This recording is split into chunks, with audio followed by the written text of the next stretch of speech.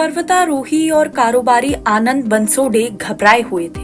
वे अपनी मंगेतर से एक संजीदा विषय पर बात करने जा रहे थे और वे नहीं जानते थे कि वे कैसे लेंगी। आनंद कहते हैं कि लड़कियां आमतौर पर धूमधाम से शादियों की कल्पना करती हैं, लेकिन मेरा विचार कुछ अलग था।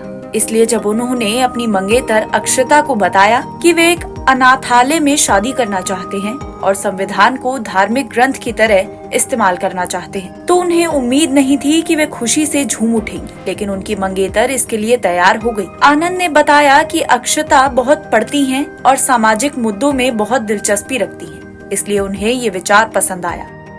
बंसोडे ने 4 बड़ी पर्वत चोटियों पर चढ़ाई करते समय भी संविधान की प्रस्तावना को अपने साथ रखा था।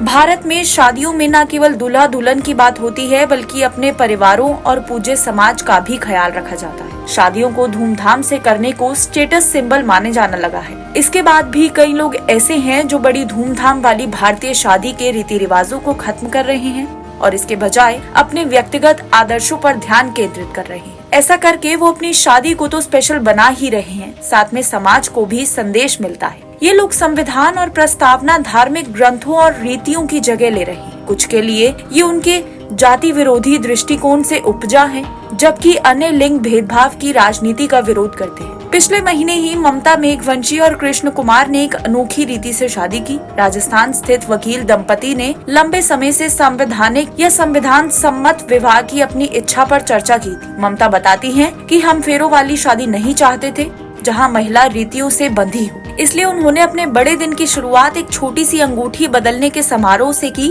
उसके बाद उन्होंने 7 कदम उठाते हुए और शादी के बंधन में बंधते हुए 7 वचन लिए। उनके अनोखे वचन ममता के पिता दलित कार्यकर्ता भंवर मेघवंशी की मदद से तैयार किए गए। ये वचन भरोसे, समानता और दोस्ती पर आधारित रिश्तों को बनाने और बनाए रखने पर केंद्रित थे। उन्होंने संविधान के अनुसार काम करने का वचन लिया, अपने साथी के साथ उस सम्मान और गरिमा के साथ व्यवहार किया जिसका वे समर्थन करता है। कपल अपनी शादी को स्पेशल मैरिज एक्ट के तहत रजिस्टर कराने को भी कोशिश कर रहा है, भले ही वे एक जाति के हों। कुमार कहते हैं कि हिंदू विवाह अधिनियम के तहत आपको एक पंडित और शादी के कार्ड की कॉपी की जरूरत होती है, इसलिए हमने SMA को चुना। हम जिस व्यक्ति से प्यार करते हैं उसी से उसी तरह से शादी करना चुन रहे हैं। इसमें खुश होने वाली बात क्या नहीं है।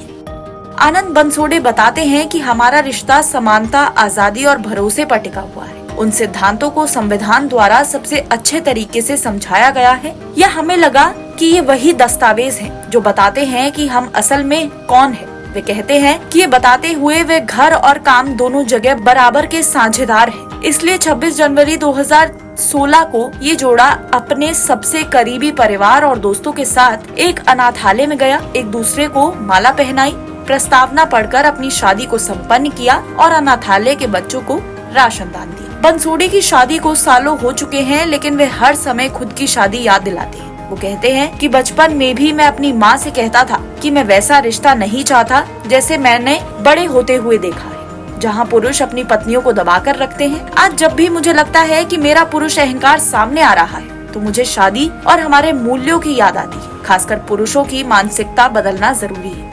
NBT ऑनलाइन की रिपोर्ट।